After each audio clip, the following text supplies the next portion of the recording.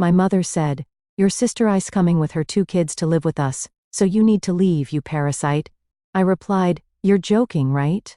My mom laughed and said, "No, I'm serious." The next morning while she went to pick them up, I changed the locks and moved out. Now she's calling me in a panic. I'm Audrey, 32 years old, and 3 years ago, I put my life on hold to move back home and held my mother after Dad died. I paid the bills, cooked the meals, and kept our family home running.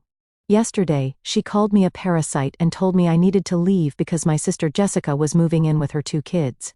Jessica, who hadn't spoken to us in years. I laughed, thinking it was a joke. Mom wasn't joking. Before I tell you what happened next, let me know where you're watching from and hit that subscribe button. Trust me, you'll want to see how I turn this betrayal into the best decision of my life. Life before that conversation was pretty straightforward. I was the responsible daughter, the one who always did the right thing. When my father passed away from a sudden heart attack 3 years ago, it shattered our family. Mom, Barbara, fell into a deep depression. Her health began to decline, arthritis flaring up, high blood pressure spiking, and she struggled to keep up with the bills. Dad had some life insurance, but it wasn't enough to cover the mortgage and all their debts. I was living in a small apartment about 30 minutes away, working at Thompson Marketing as an administrative assistant.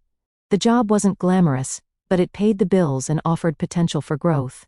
When I saw Mom struggling, the decision seemed obvious. I gave up my lease and moved back into my childhood bedroom to help her get back on her feet. It'll just be temporary, I told myself, packing up my modest apartment. 6 months, maybe a year at most. That was 3 years ago. Since then, I'd fallen into a routine. I woke up at 6, prepared breakfast for both of us, and made sure Mom took her medications. I drove to work, stayed late when necessary, and picked up groceries on the way home. On weekends, I cleaned the house, did yard work, and handled all the maintenance issues Dad used to take care of. I also picked up a side gig doing bookkeeping for a few local businesses to help with expenses. I paid 70% of the bills. The mortgage, utilities, groceries, and most of Mom's medical expenses not covered by insurance. The arrangement made financial sense for both of us, even though it meant putting my own dreams on hold. Despite the challenges, Mom and I had grown closer. We cooked dinner together most nights, watching reruns of crime shows and discussing the cases like amateur detectives. We shared secrets and stories. On good days, she told me about her adventures with Dad when they were young, before they had me and Jessica. I treasured those moments, seeing glimpses of the vibrant woman she used to be. My sister Jessica was a different story entirely. 2 years younger than me, she'd always been the wild child, impulsive and quick to anger.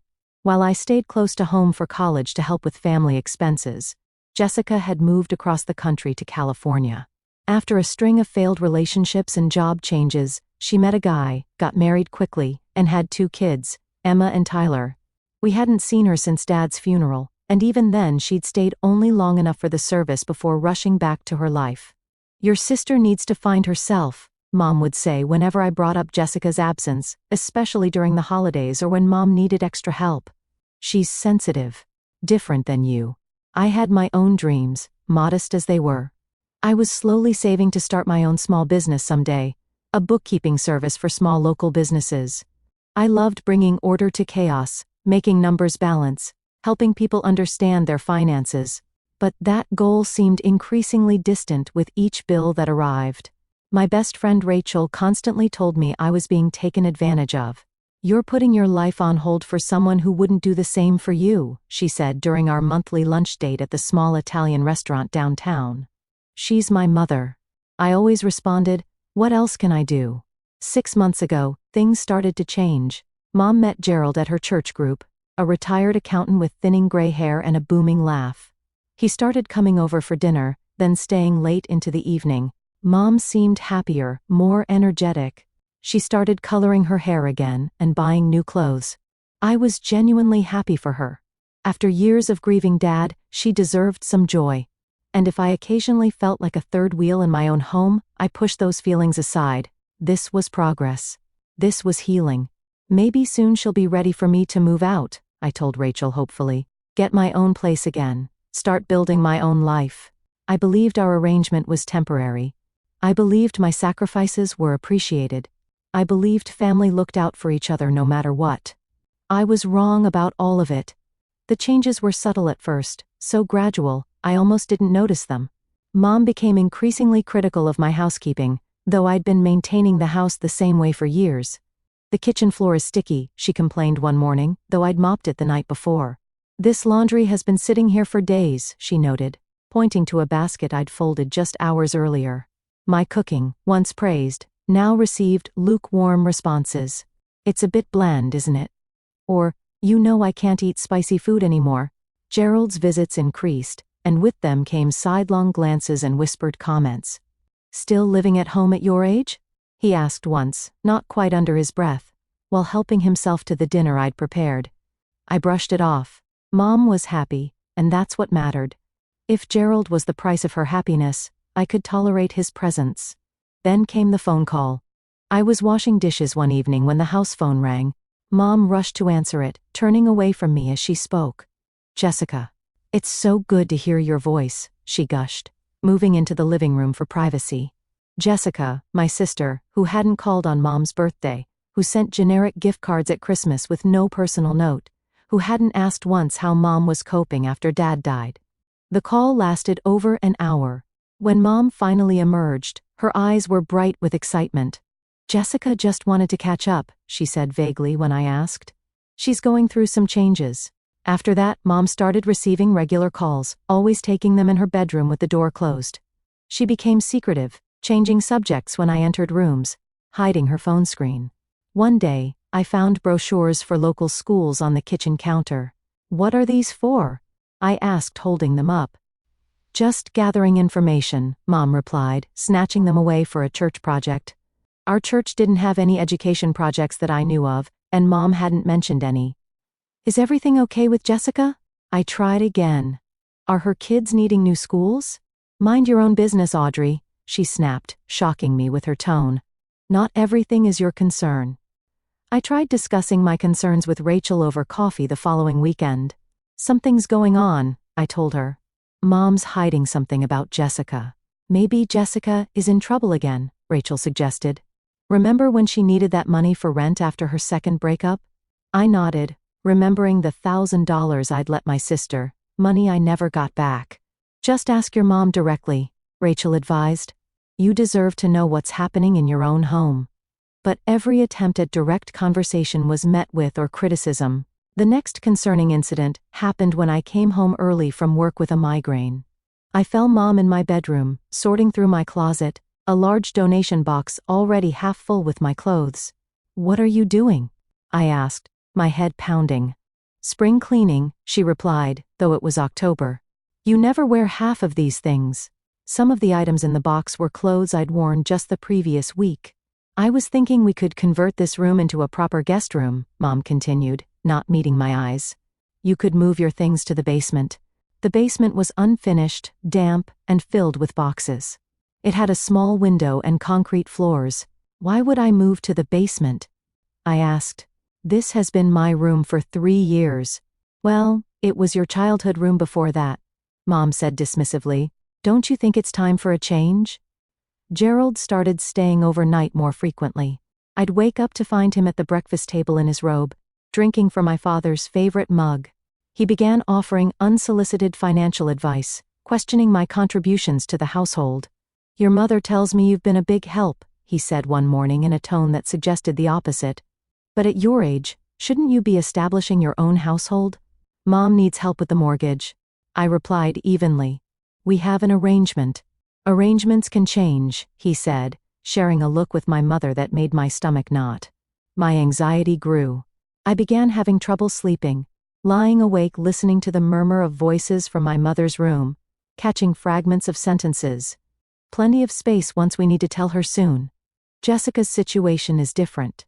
I started noticing other changes too. Mom cleared out the storage room upstairs, discarding boxes of holiday decorations and winter clothes. She ordered new twin beds online without explanation. She asked me repeatedly about my work schedule, making notes on the calendar. All signs pointed to something major coming, but I couldn't piece it together. Or perhaps I didn't want to see the truth forming right in front of me. The evening everything fell apart started deceptively well. I came home from work to find Mom cooking lasagna, my favorite meal, with garlic bread and a fresh salad.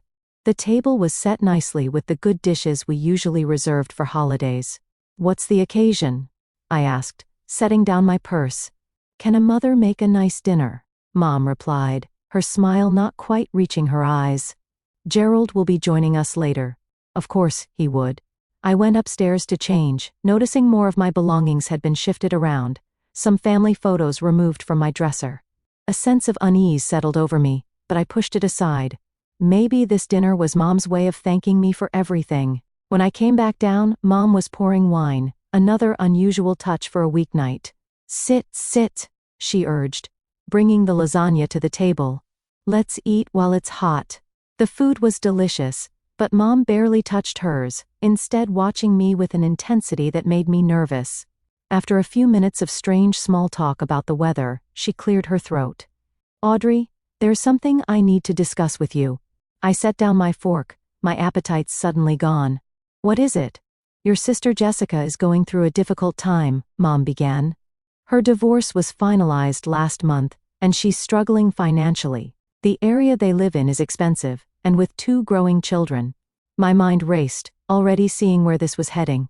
"You want to send her money? I can adjust the budget. Maybe work a few extra bookkeeping hours." Mom shook her head. "No. That's not it. Jessica needs more than money.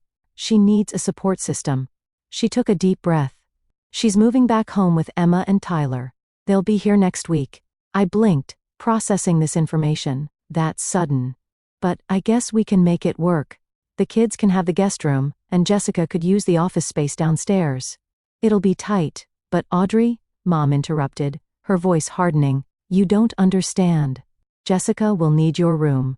The children will need space too. You'll need to find another place to live." The words hit like a physical blow. "What? You're 32, a grown woman." Mom continued, not meeting my eyes. "Jessica needs help with her kids. They're only 8 and 6. They need stability, their grandmother's support. And I need to leave." Just like that. My voice rose in disbelief. "After everything I've done here, I pay most of the bills, Mom. I've kept this house running for 3 years while you grieved." "Don't exaggerate," Mom snapped. "I've contributed my share, and now my daughter needs me." "I'm your daughter too." The words burst out of me. "Yes, but you're an adult. Jessica is in crisis. Those children need a home." "And what about our arrangement? The mortgage, the utilities, the groceries I buy? Who's going to handle all of that if I leave?" Mom's expression grew cold. "Gerald has offered to help with the finances. And Jessica will contribute when she gets settled." Our Gerald, of course. The pieces suddenly fell into place. The secret of phone calls, the storage room, clean out the new beds. They've been planning this for weeks, maybe months. "So, you're just throwing me out? After everything I've sacrificed to help you?" "Don't be so dramatic, Audrey. I'm giving you a week's notice." "That's generous." "Generous?" I couldn't believe what I was hearing. "I've put my entire life on hold for you. I've poured my savings into this house. I've missed career opportunities to stay close and help you.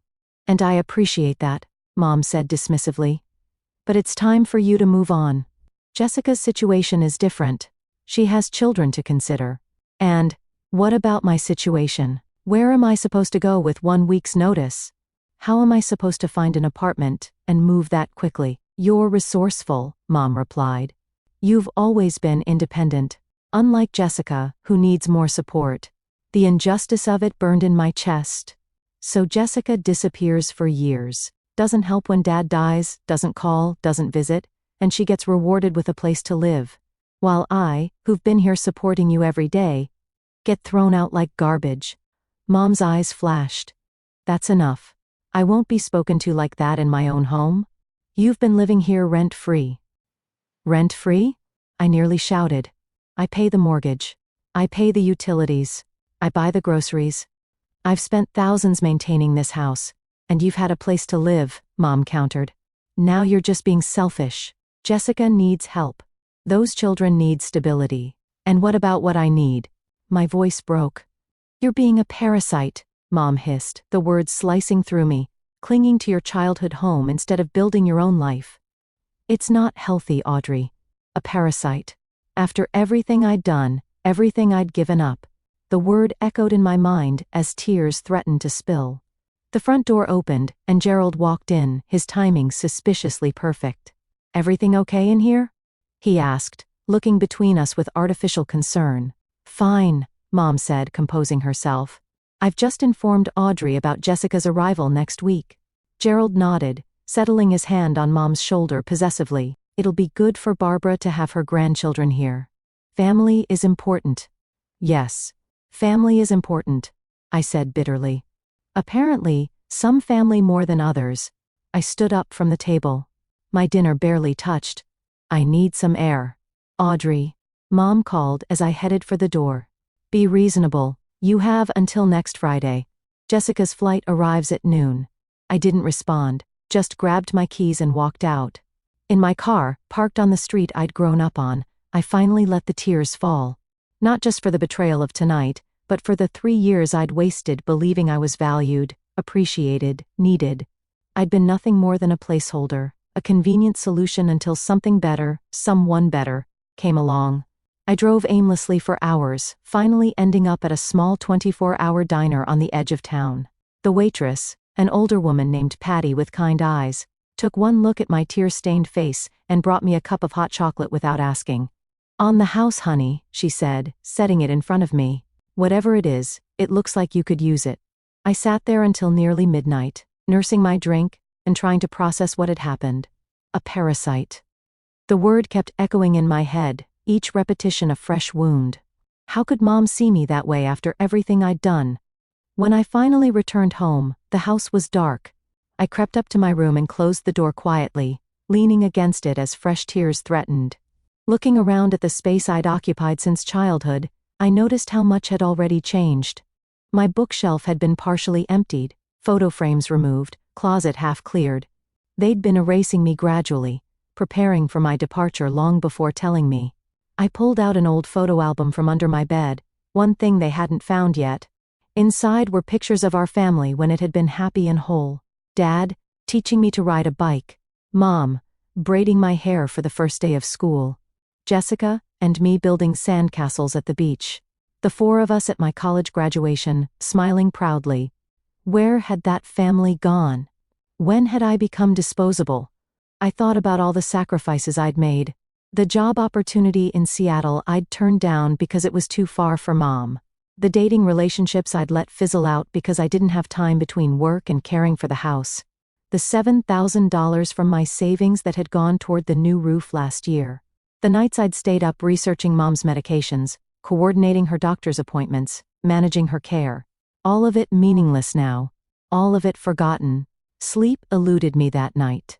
I tossed and turned, replaying the conversation and thinking of all the things I should have said. By morning my eyes were swollen and my head pounded, but I forced myself to get up and face the day. I went downstairs early, hoping to avoid Mom. But she and Gerald were already in the kitchen. They fell silent when I entered. "Morning," I said stiffly, pouring myself coffee. Neither responded.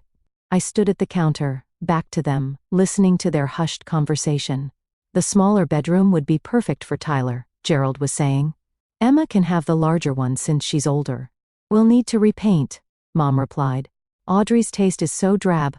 Emma loves purple." They were already planning the renovation of my room, the room I was still occupying. The betrayal cut deeper. After they left for Gerald's doctor's appointment, I sat at the kitchen table, trying to form a plan. I needed an apartment, moving help, money for deposits and furniture. A week wasn't enough time. Out of habit, I checked the household accounts on my laptop. We had a joint checking account for bills and household expenses.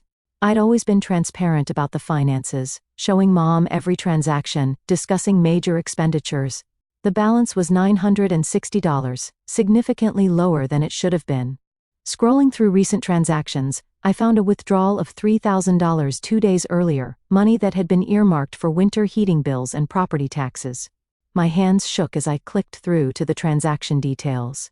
The withdrawal had been made by Barbara Sullivan, my mother, at the bank branch downtown.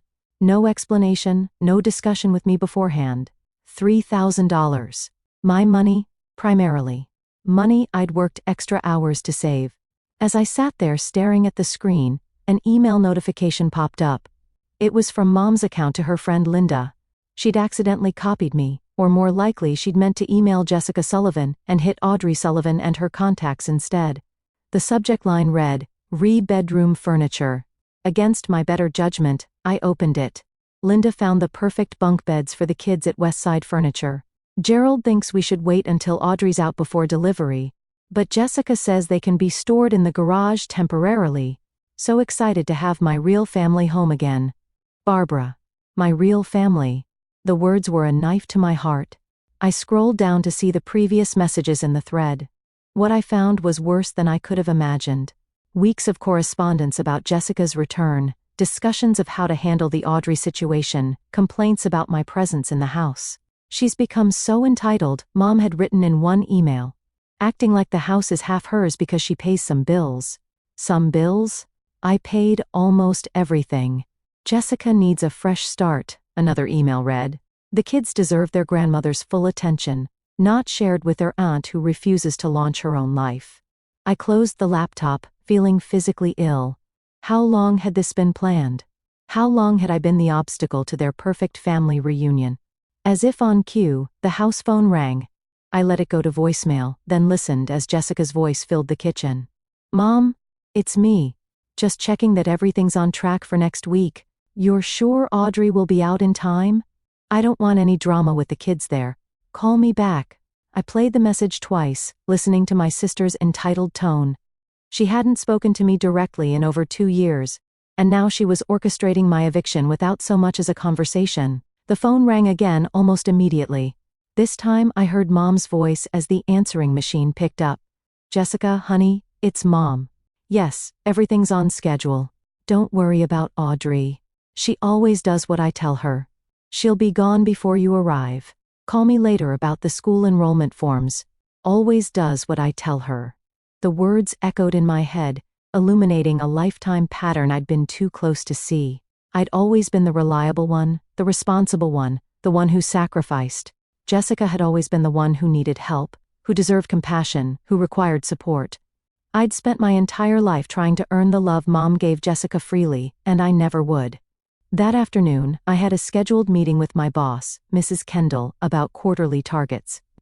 At the end of our discussion, she mentioned an opportunity. "We're expanding the digital marketing department," she said. "There's a senior administrative position opening up. More responsibility, better pay, potential for advancement. I thought of you immediately, Audrey. In the past, I would have hesitated, thinking about my commitments at home. But today, something had shifted." "I'd be very interested," I replied. "What would the hours be like?" "It would require some evenings, occasional weekends during campaigns. Definitely more of a commitment than your current role." "I can do that," I said firmly. "My situation at home has changed. I have much more flexibility now." Mrs. Kendall looked pleased. "Excellent. Let's discuss details next week." Walking back to my desk, I felt a strange sense of clarity emerging through the pain. For 3 years I've been a doormat, allowing myself to be used because it was easier than standing up for myself. Because I thought that's what family did for each other. But family didn't do what Mom and Jessica were doing to me. Family didn't discard someone who had given everything. Family didn't call you a parasite while taking your money. That night, alone in my room, I made a decision. I wouldn't be a doormat anymore.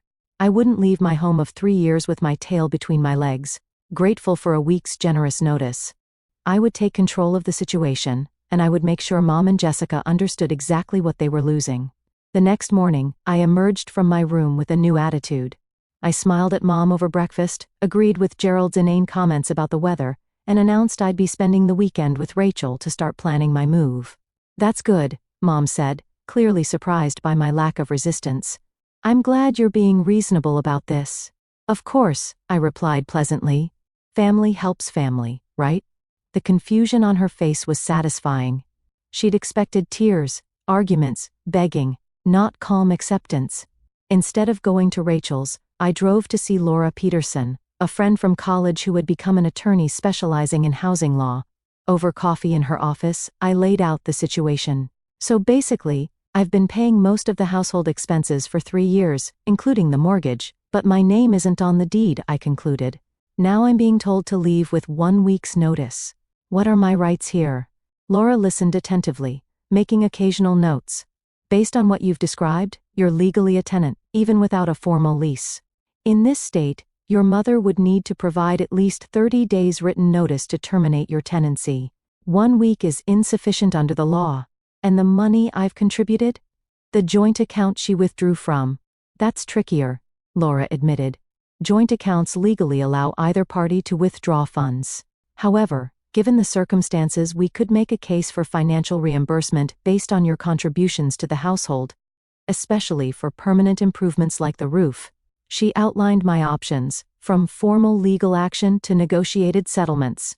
I didn't want a protracted legal battle with my own mother, but I also refused to be taken advantage of anymore. What would you recommend? I asked. Start by documenting everything, Laura advised. Gather evidence of your financial contributions, any written agreements, even text messages about household arrangements. Then secure new housing before confronting the situation. Position of strength, Audrey. I nodded.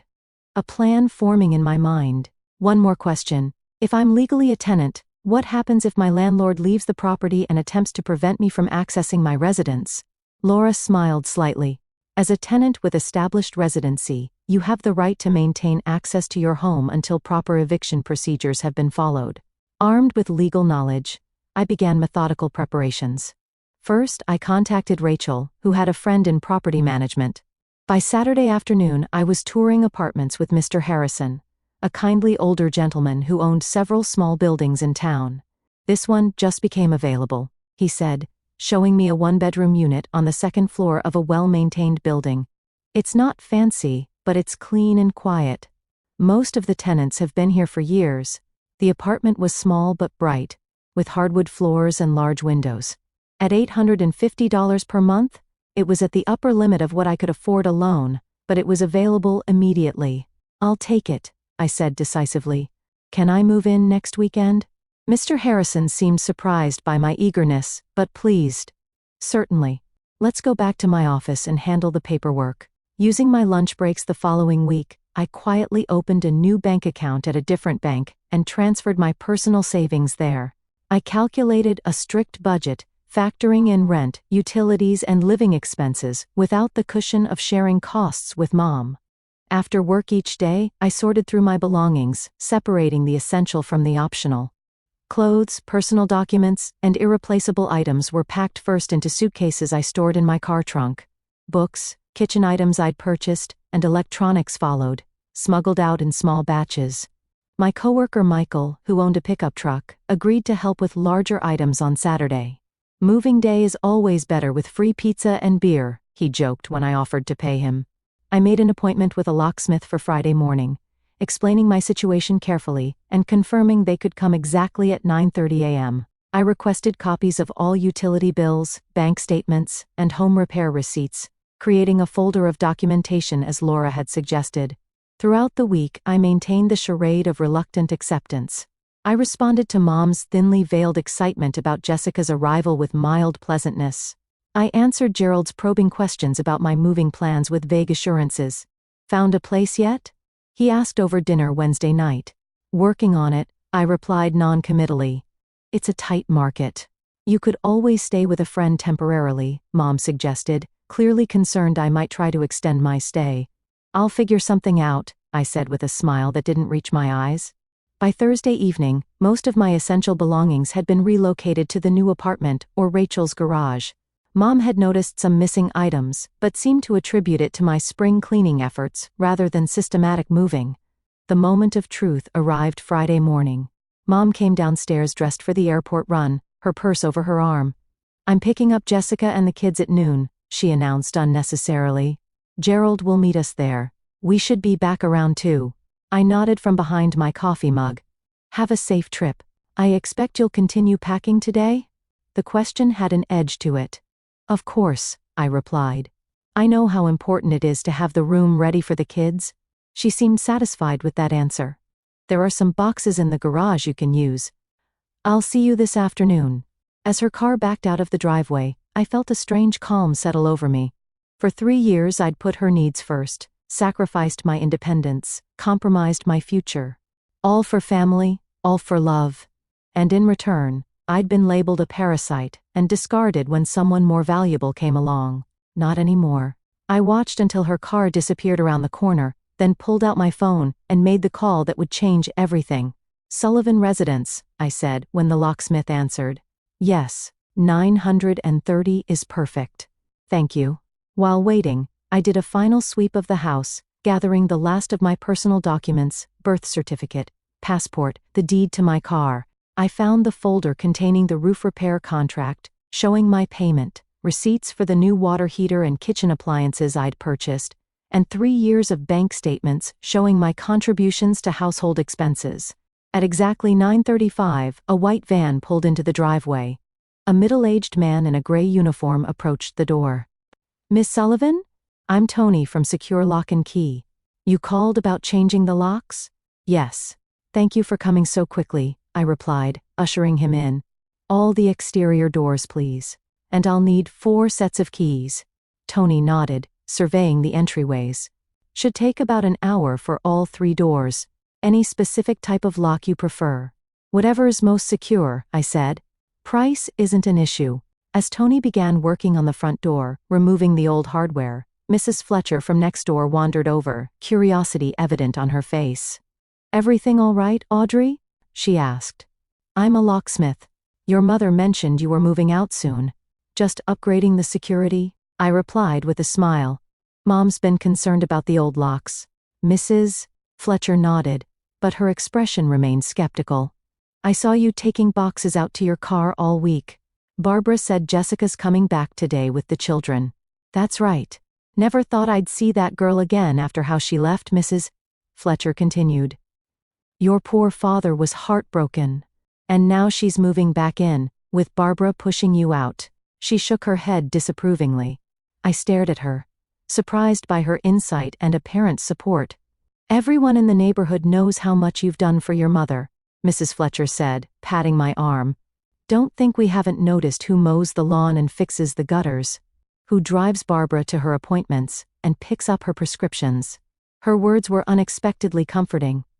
"Thank you for saying that. Truth is truth," she replied simply.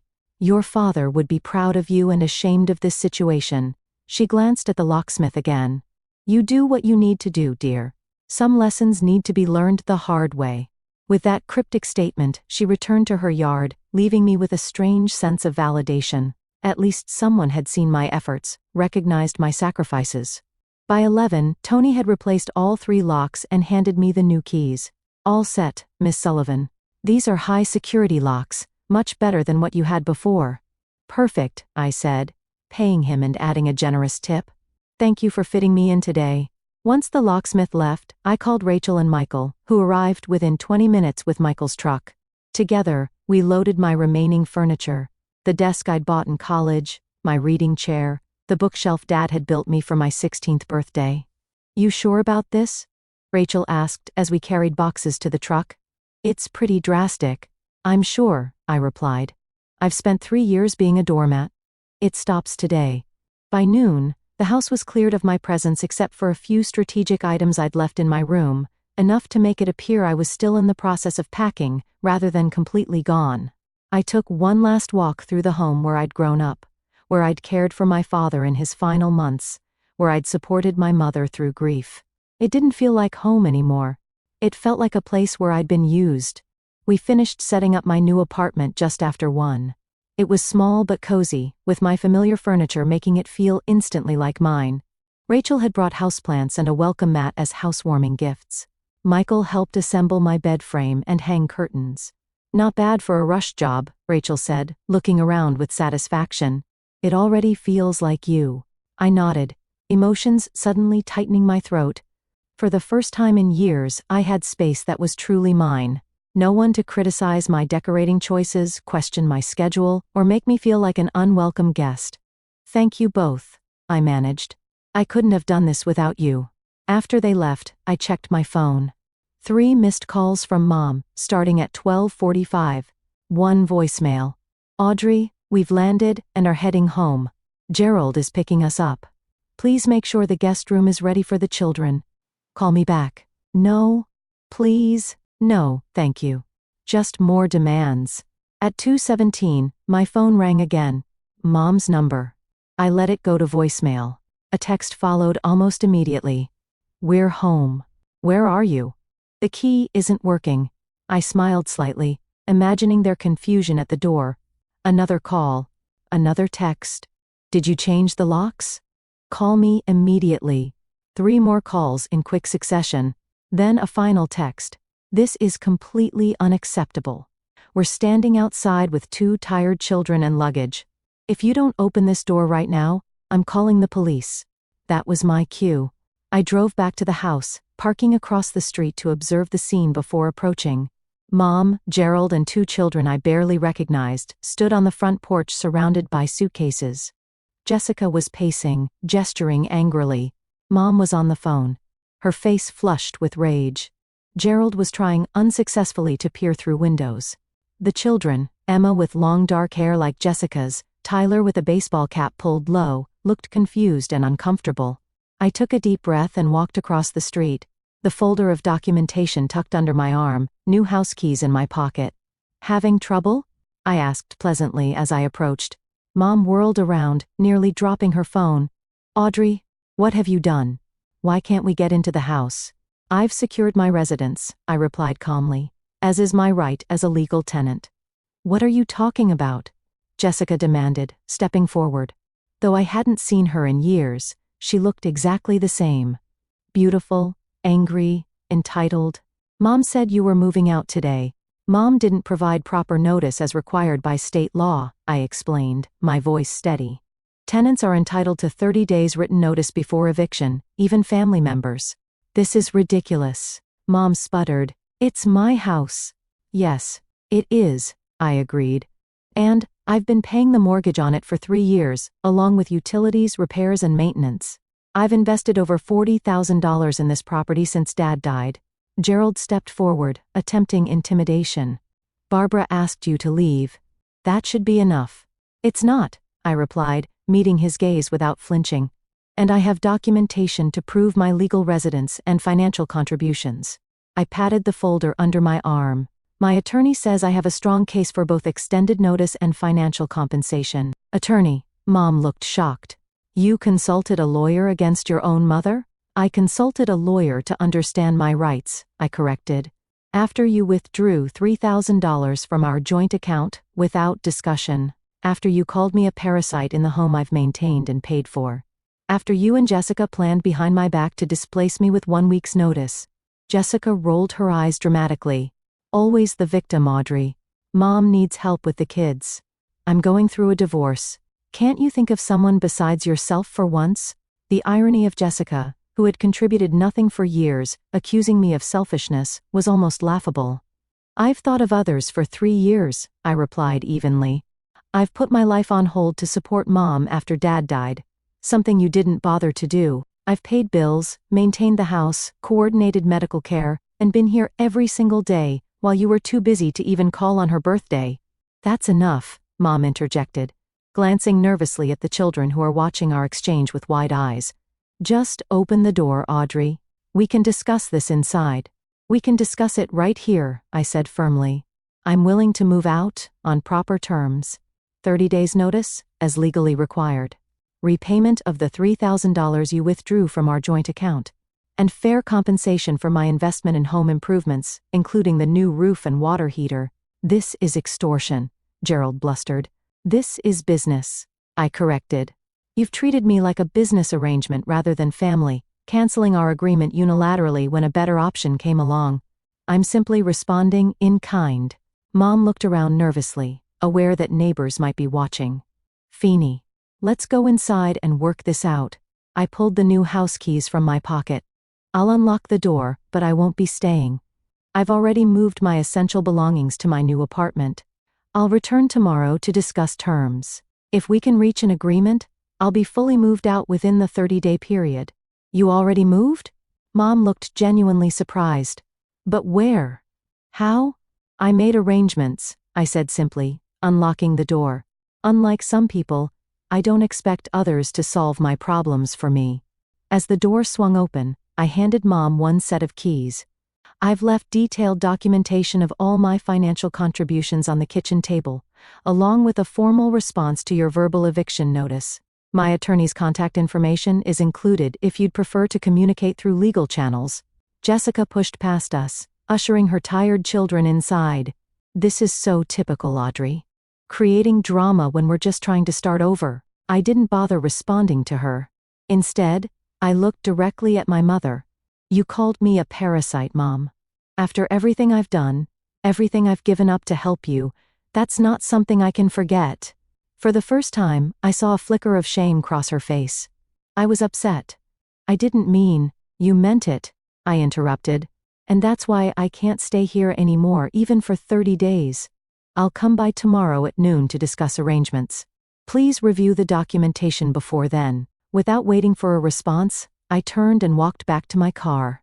Behind me, I heard Jessica already complaining about the state of the house, Gerald offering suggestions about changing the locks again, and the children asking questions about where they would sleep. None of it was my problem anymore. For the first time in 3 years, I was putting myself first, and it felt surprisingly good. 6 months passed in a blur of change and growth. My new apartment had become a true home, decorated exactly as I liked with no one to criticize my choices. The promotion at work had come through, bringing more responsibility, but also a substantial pay increase that made my independent life comfortable. The confrontation with Mom had gone better than expected. After reviewing my documentation, she'd been unable to dispute my financial contributions. Gerald, surprisingly, had been the voice of reason, perhaps recognizing the potential legal complications of fighting me. We'd reached an agreement, full repayment of the withdrawn funds, a fair division of the utility bills for my final month, and a payment plan for my investment in home improvements. Jessica had been furious, calling me selfish and greedy, but her opinion no longer held power over me. I'd spent too many years trying to earn approval from people who were incapable of giving it. I'd maintained minimal contact with my family since moving out, exchanging occasional texts with Mom about practical matters, but nothing more. Through Mrs. Fletcher, I heard that Jessica had already caused problems, failing to contribute financially as promised, leaving the children with Mom for days while she job hunted, fighting with Gerald over house rules. Your mother looks 10 years older, Mrs. Fletcher reported during one of our coffee dates, running after those children, trying to keep the house up without you. Jessica's not much help, from what I can see. I felt a twinge of sympathy, but pushed it aside. Mom had made her choice. She was experiencing the natural consequences of that decision. My own life had blossomed in unexpected ways. With encouragement from Mrs. Kendall, I'd enrolled in evening business classes to enhance my credentials. I'd reconnected with old friends I'd neglected during my caretaking years. I'd even started dating again. Nothing serious yet, but it was nice to remember that part of myself existed. Most importantly, I'd started the small bookkeeping business I'd dreamed of, working with local shops on weekends. It was growing slowly but steadily, bringing me both additional income and the satisfaction of building something of my own. Therapy had been instrumental in my healing process. Dr. Martin, a compassionate woman with shrewd eyes, had helped me recognize patterns of codependency and people-pleasing that had defined my relationships. You spent your life trying to earn love that should have been freely given, she observed during one session. That's not how healthy family dynamics work. Working with her, I'd begun to establish proper boundaries, process my grief over not just losing Dad, but losing the idea of the supportive family I'd thought I had. I learned that standing up for myself wasn't selfish. It was necessary. One rainy Tuesday in October, I encountered Mom unexpectedly at the pharmacy. She looked tired, the lines around her eyes deeper than I remembered. Her shoulders slightly stooped. "Audrey," she said, genuine surprise in her voice. "How are you?" "I'm well," I replied, maintaining polite distance. "How are things with you? And Jessica and the kids?" She hesitated, something complicated crossing her face. "Busy. The children are adjusting. Jessica is still looking for work. Gerald has been very supportive." I nodded, not surprised. "I'm glad to hear that." An awkward silence fell between us. Finally, she spoke again, her voice softer. "Your business cards are at Marion's Bakery. I saw them on the counter when I picked up a birthday cake for Emma. You started your own business?" Just part-time for now, I confirmed. But it's growing. That's wonderful, she said, and seemed to mean it. You always were good with numbers, like your father. The comparison to Dad, a rare compliment, caught me off guard. Thank you. She glanced at her watch. I should go. Jessica has a job interview and I'm watching the kids. Good luck to her, I said, meaning a despite everything. Those children deserve stability. As she turned to leave, she paused. Your room. I mean, the room you had. The kids are sharing it now. Tyler wanna know who the lady was in the photos on the bookshelf. The ones you left behind. Her eyes met mine. I told him you were his aunt. That you were smart and kind and helped people with their businesses. I swallowed the unexpected emotion rising in my throat. Thank you for that. She nodded and walked away, her step a little slower than I remembered. That brief encounter reinforced what I'd been learning in therapy, that healing didn't require forgiveness or reconciliation right away. It required honesty, boundaries, and self-respect. Maybe someday our relationship could be rebuilt on healthier terms. Maybe not. Either way, I would be okay. In the months that followed, I continued building my new life brick by brick. I expanded my client base, completed my business courses, and even took a weekend trip to the beach, something I hadn't done since college. I started volunteering at a financial literacy program for women leaving abusive relationships, finding purpose, and helping others recognize their own strength. My apartment became the gathering place for a small but loyal group of friends. Rachel and her boyfriend, Michael and his new girlfriend, co-workers who'd become confidants. We had game nights and potluck dinners, creating the kind of supportive community I'd always craved. One evening, as we sat around my living room laughing over cards, Rachel raised her glass in a toast to Audrey, who proved that sometimes you have to lose everything to find yourself. As our glasses clinked together, I realized she was right. I'd lost the illusion of family that I desperately clung to, but I'd found something more valuable. My own voice, my own boundaries, my own worth. The betrayal that had seemed world-ending had actually been the beginning of something better. By trying to discard me, Mom and Jessica had inadvertently set me free. The most important lesson I'd learned was that family isn't just about blood relations. Family is about mutual respect, support, and love. Sometimes the family we choose, the friends who stand by us, the colleagues who believe in us, the neighbors who see our worth is more valuable than the family we're born into. I'd also learned that helping others shouldn't come at the cost of helping yourself.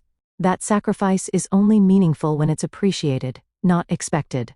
That standing up for yourself isn't selfish. It's essential. As for Mom and Jessica, I'd come to understand that their actions reflected their limitations, not my worth. Some people are simply incapable of giving the love we deserve. Accepting that truth was painful, but liberating. I don't know what the future holds for our relationship. Perhaps there will be reconciliation someday, built on new understanding and boundaries. Perhaps not. What I do know is that I'll never again allow anyone to make me feel like a parasite for existing, for having needs, for expecting basic respect. So if you're in a similar situation, sacrificing everything for people who don't appreciate it, staying in toxic relationships because of obligation, putting everyone's needs before your own, remember my story. Remember that you have the right to set boundaries. You have the right to be treated with respect. You have the right to walk away from people who hurt you, even if they're family. Sometimes the hardest person to stand up for is yourself. But it's also the most important. Has anyone else experienced family betrayal like this? I'd love to hear your stories in the comments below. And if this resonated with you, please like and subscribe to my channel for more stories about overcoming life's challenges. Share this video with someone who might need to hear that it's okay to put themselves first sometimes. Thank you for listening to my journey, and remember, your worth isn't determined by how others treat you, but by how you treat yourself.